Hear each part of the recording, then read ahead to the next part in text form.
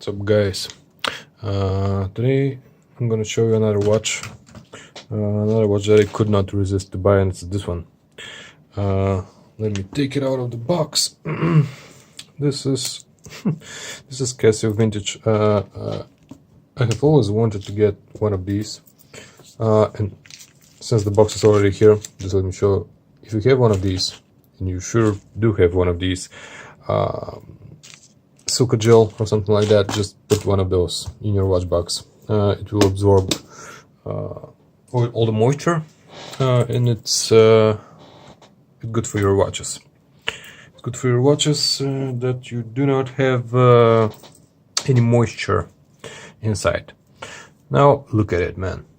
This is the Casio. This is the Casio A158W, if I'm not mistaken. There are also some other numbers at the back. At the back, is it here? No. Some other numbers that show the color, because they make also these in gold. They make them in gold and black or something like that, I believe. I'm not sure. But what this is actually is the sort of metal body of the F91W or W91F, F91W, I believe. You know, the classic plastic, like 7, 8, 9 euro, $10 Casio that is quite famous. And yeah, this is the metal cousin. Kind of a metal cousin, because the bracelet, as you can see, is metal. This is a stainless steel bracelet, and it has a stainless steel case back. But actually the front, the case of the watch, this is not a stainless steel. This is some kind of a chrome plating. It's not a plating because it's not a metal, but it's a resin plastic case that is covered up with this kind of a chrome thing, and it looks kind of cool. I'm not sure it's gonna last. Not sure it's gonna last quite a while, but still. I really like this one because it's really cheap. I got it for I believe it was $17, not dollars, 70 euros on Amazon. That's the German Amazon. But you can also get it for as low as $16-17 on eBay. Just be careful with the sellers not to get fake. And yeah, they do make those fake watches of this one. You can see some fakes for like $10 or something like that. It's not worth getting a copy, of course. I mean, it's like $15 watch, so just get the real deal.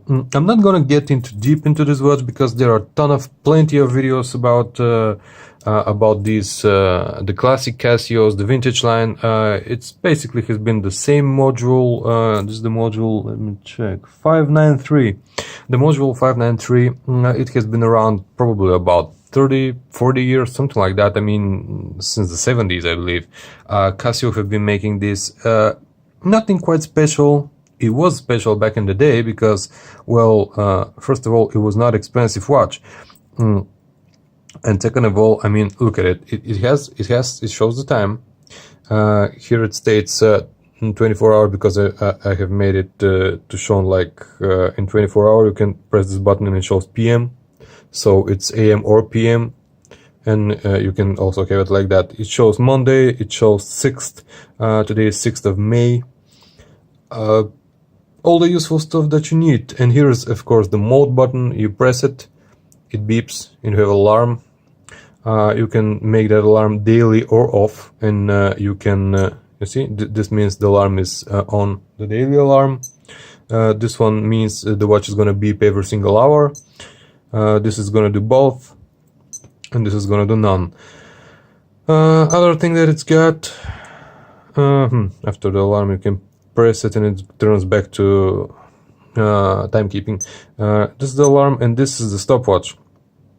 It has a stopwatch, well, nothing fancy about it. Start, stop, and press the light. This is the light. Press the light to restart it. Just pretty cool. Let me show you the light. The light is bad. The light is bad, but it works. It works, and it's enough to show the time. Let me show it once again. Yep, this is it. works good enough for you to see the time at night. And basically, what more would you ask for?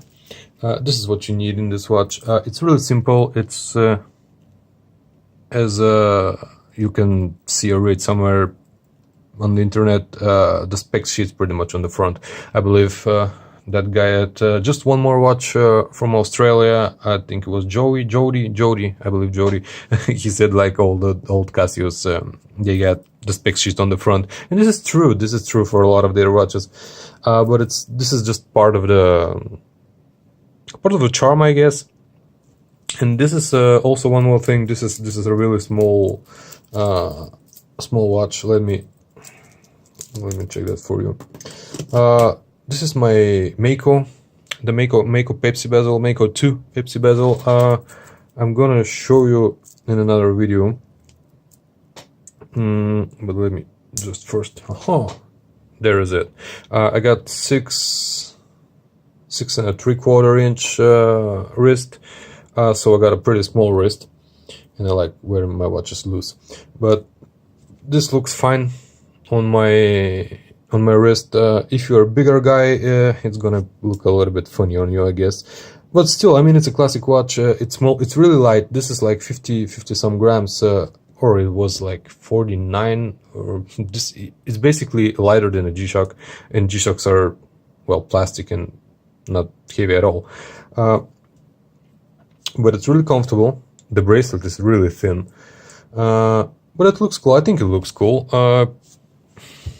Kind of a classy look, and also shiny. I don't know, I like it. I like it, and I like that it's really legible. I mean, you can see, can you see the, oh, yep, like that.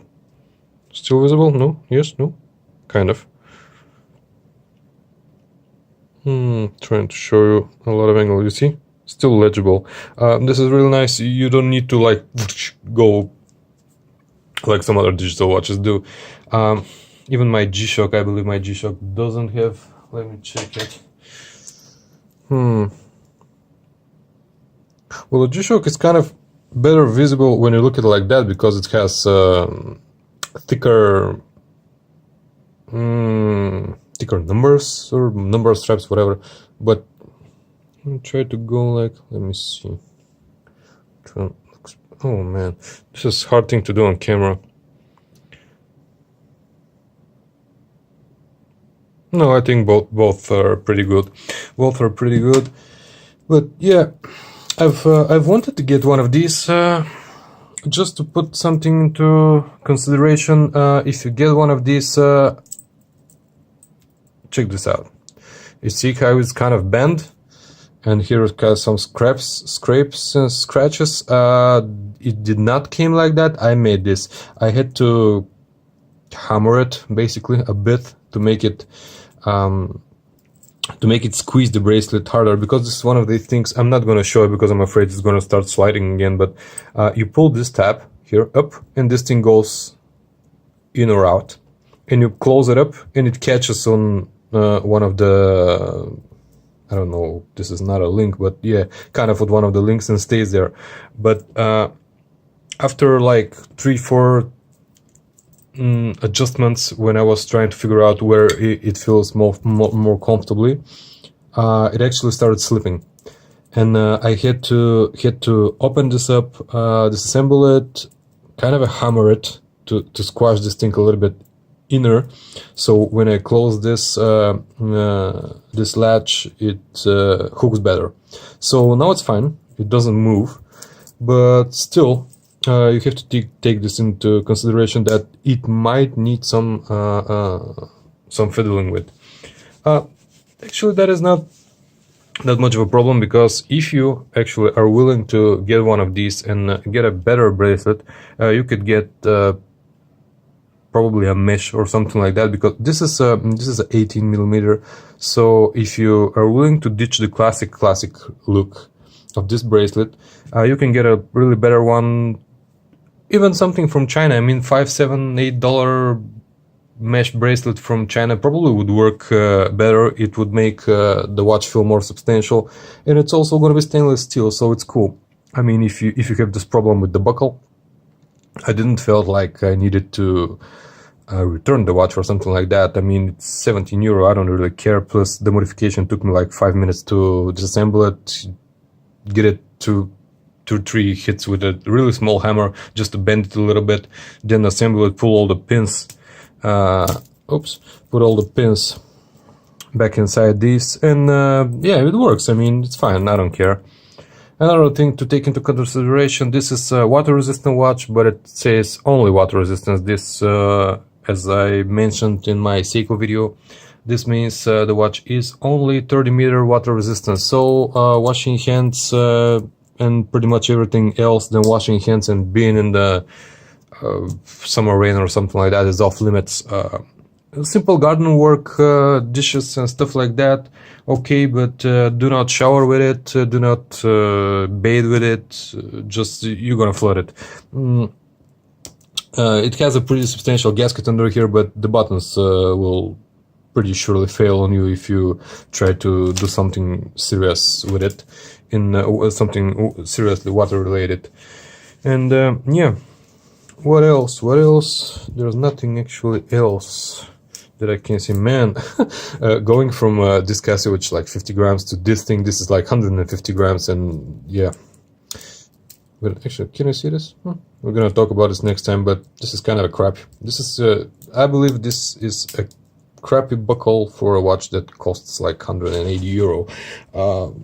Especially in Europe. I mean, in the States it's like 120, this one $130, but in Europe more expensive and not the best bracelet. But yeah, as I mentioned, we're gonna talk about it some other time.